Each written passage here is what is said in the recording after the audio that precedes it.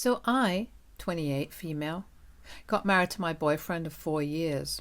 He's 30, male. 3 weeks ago. His family has been staying over since our wedding because his mother claims that their house is undergoing a renovation job and needs time to be fixed. I wasn't too happy about this, but my husband and I were supposed to leave for our honeymoon in a few weeks anyway, so I didn't put up much of a fight. Before the wedding, my mother-in-law, 54, female, and sister-in-law, 25, female, had been civil with me, and even while we were dating, they'd been quite nice to me.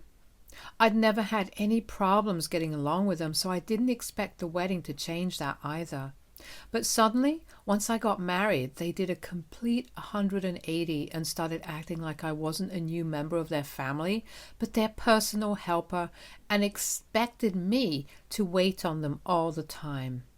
They'd been living with us since a week before the wedding, and even then, they'd been relatively easy to live with, so I was very surprised by the way they were treating me after the wedding all of a sudden. For the first couple of days, I did everything they asked of me, but then I realized that it would only get worse if I bent over backwards for them, and even I was really tired of working all day for them. So after 5 days, I told them to help themselves because I can't just drop everything I'm doing to help them do mundane tasks that they definitely know how to do themselves.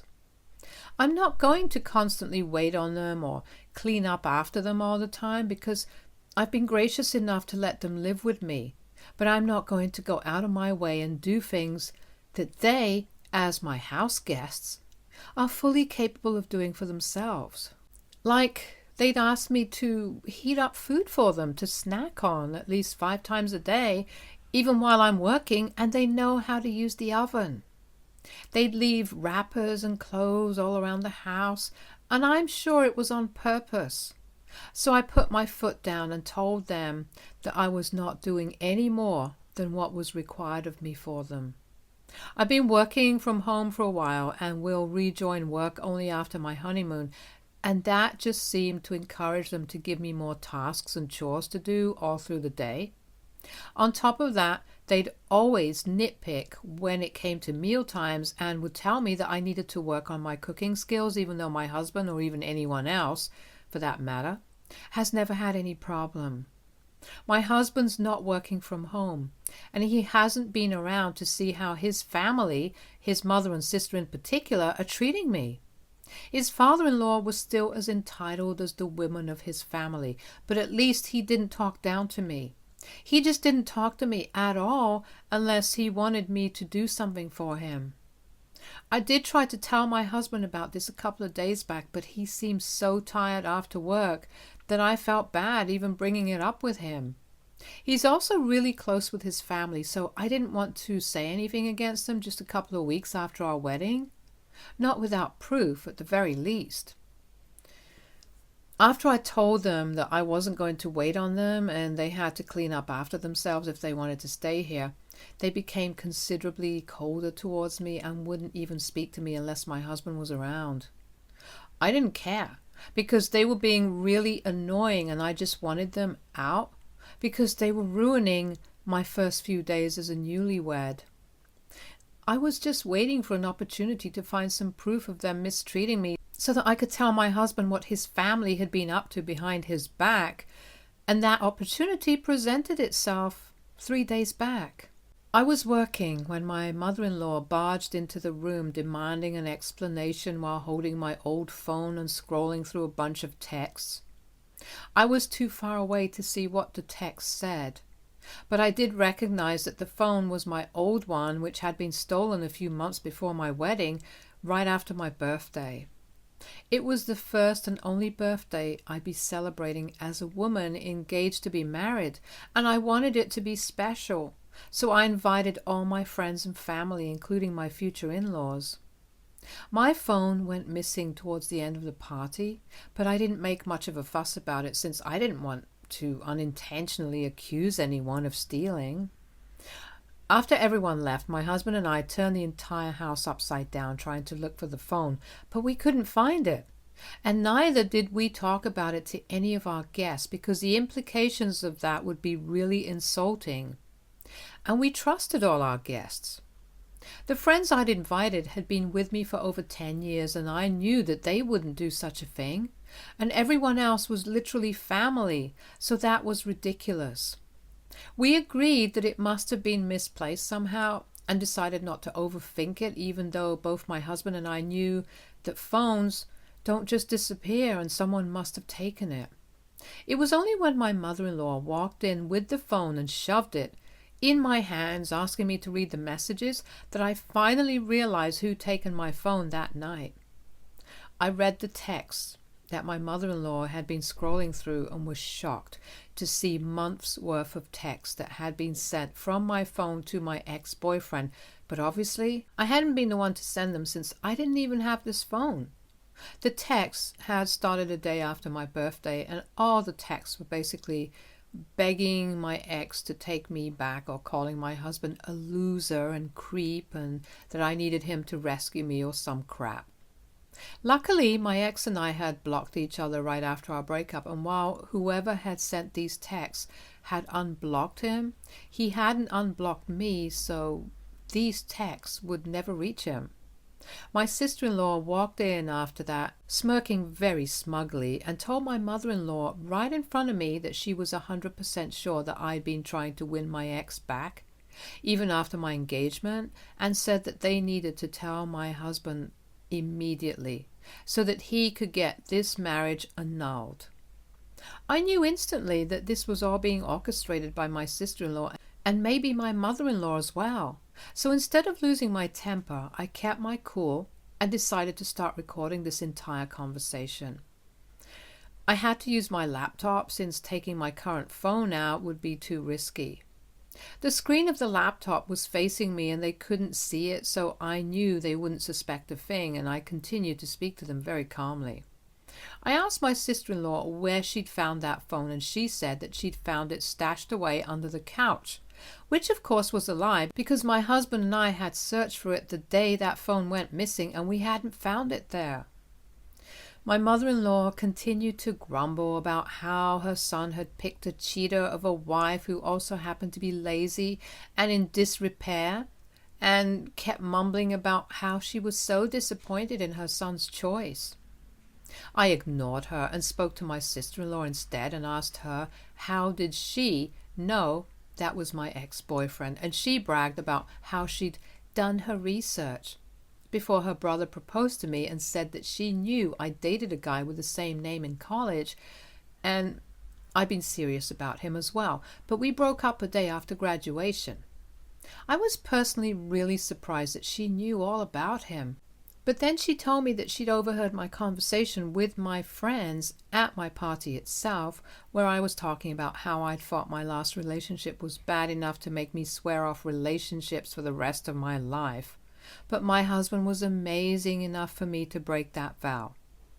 My friends and I had been discussing our college days, and I guess we'd been making fun of my ex, like people sometimes do, and my sister-in-law overheard that. After that, I told her that the phone she'd found didn't belong to her and she had no right to go through it. And that led to my mother-in-law and sister-in-law getting all up in my personal space, while they criticized me and told me that they'd make sure my marriage didn't last. My mother-in-law said that she was glad she'd found these texts against me and could use these to convince her son to stay away from someone like me, who wasn't fit to be a wife and refused to attend to her in-laws, couldn't cook a decent meal, and didn't have any respect for the family. I lost my cool at that and told them that I did have respect for family, which they really didn't qualify to be. There was a good bit of name-calling and screaming after that, but I finally managed to push them out of the room and locked myself in. My laptop, thankfully, had been recording all of that, and I saved it very carefully because that was all I'd need to show my husband. Later that day, when my husband finally came home, I could hear my mother-in-law and sister-in-law start to complain to him about what they'd found as soon as he entered the house, but I waited in my room for my husband to come to me first. He was very close to his family, and I didn't know how he would take any of this. I'd made up my mind that if he chose to be accusatory and angry when he spoke to me, I'd know that he was going to believe his mother and sister over me, and wouldn't even bother to explain. But if he behaved well with me when he approached me, I'd extend the same courtesy to him. I was really skeptical and nervous. But then, when he knocked on my door and asked me to open the door in a quiet voice, even though I could hear his mother and sister clamoring in the background, I knew that he didn't believe them. I let him in, and when he asked me what those two were talking about, I decided to play the recording of the conversation that had taken place earlier that day. We'd locked ourselves in, and I knew that even my mother-in-law and sister-in-law were waiting outside silently, because the outcome of their entire effort to ruin my marriage depended on how my husband would react. He listened to the entire recording really patiently, and after that he only had one thing to say, and that was whether I wanted to wait until the next morning to kick his family out, or whether I wanted them to leave that very night itself. The way he said it was so calm and composed that it still brought a smile to my face, because it just made me realize that even though this was his own family that he was talking about, he had no qualms about removing them from our lives if they troubled me. I felt a little silly for even worrying about whether he'd believe me or his family. Of course, he'd believe me because, unlike them, I was telling the truth. Anyway, when he said that, I told him that I wanted them to leave right away, and ended up telling them everything else about how his family had been treating me after we got married as well. And to say that he was shocked would be an understatement. He was livid that his parents and sister had been treating me like their personal housemaid, and even had the nerve to call me lazy, unfit, and disrespectful when I refused to wait on them all the time. He left the room immediately and told me to wait inside while he dealt with his family. Once he was out there, there was an immense amount of screaming and fighting, and I could hear his mother and sister calling me all the names she could think of, while his father insisted that he needed to cut me out right now because I was tearing their family apart. After an hour or so, the noise finally died down, and I think I might have accidentally fallen asleep, because I only woke up at around midnight and found my husband by my side. He told me that they'd all left and he would explain everything the next morning, because we'd both had a tiring day and needed to rest. The next day he explained to me that even when his sister was showing him the text that I'd supposedly sent my ex, he knew that it couldn't have been me. Not only because we knew the phone had gone missing ages ago, but also because the text didn't even sound like me. He also knew that my ex had cheated on me, which was something only my close friends and I happened to know, and my sister-in-law had no way of knowing that, which is why she chose to text him. And that was a huge mistake on her part, because everyone who knows me well knows that I would never go back to him, even if he was the last man on earth. He trusted me implicitly, but he also wanted to know what exactly had happened earlier that day, which is why he decided to come talk to me after he saw those texts, instead of confronting them and kicking them out instantly. He was very put off by this sudden change in his family's behavior, just like I'd been initially, since they'd been nice and civil to me in the beginning. But now they changed completely for no apparent reason. He told me that after I told him how his family had been treating me for the past few weeks, he couldn't control himself any longer and knew that he had to get rid of them. He'd seen his father pushing his mother to quit her career to commit to becoming a full-time stay-at-home mom, and he was afraid that they were trying to force me into the same lifestyle. He told me that he didn't have a problem with me wanting to become a stay-at-home wife, but he wanted it to be my choice, not his family's. He was glad that I'd stood up to them nevertheless, and apologized for making me feel as though I could not come to him with this problem, even though that wasn't exactly his fault. We talked about what to do next, and he said that he wanted to go no contact with his family until they apologized to both of us sincerely. I was okay with that decision so far because it's his family, his choice of how to deal with them. I obviously wasn't going to speak to them or attend any of their events anyway after this, and neither would he, unless they apologized, or maybe even then. So this morning I was talking to my mother about what had happened and filling her in on the events of the past few weeks. My dad had a work emergency, and so they'd been really busy after my wedding, which is why she hadn't been able to keep in touch, and I couldn't update her. When I finally did tell her that my husband was cutting his family off for me, I thought that she'd be happy about it. But instead, she started telling me that I was in the wrong here somehow. She said that I'd just been married for a few days, and instead of trying to be more manageable and accommodating, I was being disrespectful towards my in-laws. She told me that now that I was a married woman, my work came second and my relationship with my family and in-laws came first, so I needed to apologize to my in-laws for overreacting. My mother believes that the reason my sister-in-law even pulled that stunt with the phone and the text was because of how disrespectful and self-involved I'd been to them, because they were my family now. I couldn't believe that she wasn't taking my side, even though she was my mom and had also been a working woman in the past, so she, of all people, should be with me on this. I didn't think what she was saying was fair or even necessarily true because my sister-in-law had stolen my phone a few months ago, not recently. So she definitely intended on using it against me at some point. In my mother's opinion, I should have been more respectful of my in-laws, and then my sister-in-law never would have used the phone against me. So she just wanted me to be on my best behavior and act as if everything that my in-laws expected from me was totally justified simply because we were family now. That sounded really skewed to me, and I ended up getting into a really bad argument with my mother over this as well. I feel really upset right now about this, and since I don't want to burden my husband with this, and neither can I talk to my friends about this because it's a little personal, I'm here now to ask if aita for encouraging my husband to go no contact with his family because of the way they treated me. Update 1. Hey, just to clarify, my ex and I had broken up almost 3 years before I even met my husband.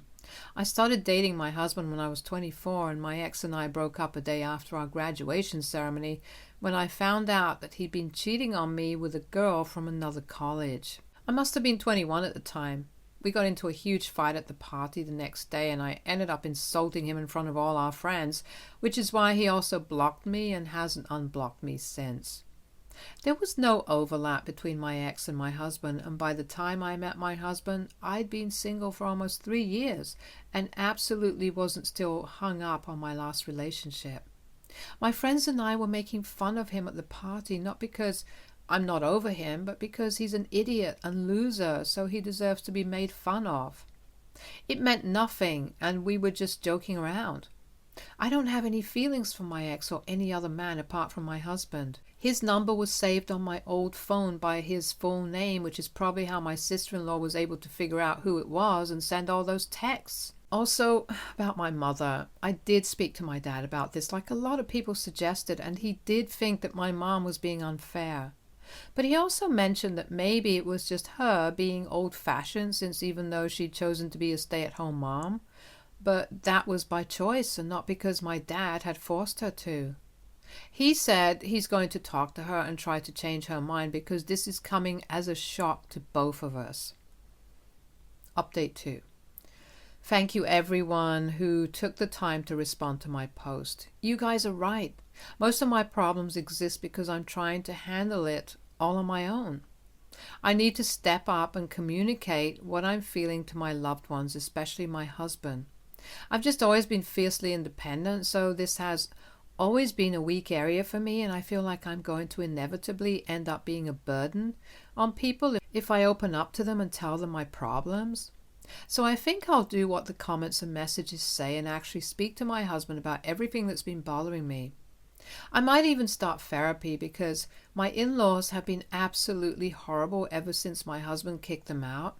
It's been almost 4 days, and even though I've blocked them all on social media, my sister-in-law decided to start posting absolute crap about me online. At least that's what I've heard from my husband's cousin, who happens to be a friend of mine. It's gotten to the point where a lot of my husband's relatives have all removed me from their socials. I don't know what she's been telling them, and I don't know if my husband knows about any of this either, but I'm going to talk to him when he comes back today. He's been very busy with work and comes back home late almost every day because he's had to take up additional responsibilities for a few days. But we're supposed to leave for our honeymoon in a few days, and this is taking a toll on me, so I need to talk things through with him before we leave. I want to spend our honeymoon having fun and relaxing, not constantly worrying about such things. Update 3. So I talked to my husband, and he told me that he'd blocked his family, so he didn't know what his sister had been up to, and he doesn't really check his messages often, so he hasn't been able to read the text that his relatives sent him asking about his sister's post either. He reassured me that I didn't have to worry about his family and what they thought of me because they were all irrelevant to him. If they wanted to believe the worst of me just because of my sister, then that's on them, and he's not interested in changing their minds either. He's fine with not speaking to the rest of his family because of me. The only reason I even cared about what his family thought of me or what his sister had been saying was because I didn't want him to resent me for it. But when he promised me that no such thing would happen, mostly because his family really always overestimated how close they were to show off and intimidate me, and he'd had enough of it, he said that he never had any intentions of choosing his family over me anyway, and neither would that ever change because I was the most important person in his life. And really, that's all I wanted to know. I also told him about what my mother had said, and he told me that she might come around later, and she might. But even if she doesn't, I know that my dad and my husband are on my side no matter what, and as long as that's the case, I'm ready to deal with whatever comes my way. We're going to be off on our honeymoon in just 5 days, and this honestly couldn't come at a better time. I'll be ready to rejoin work refreshed and rejuvenated, and oh, of course, happily married. Thank you, everyone here, for all the sweet messages and the advice. Stay tuned for more stories from Argo Relationships.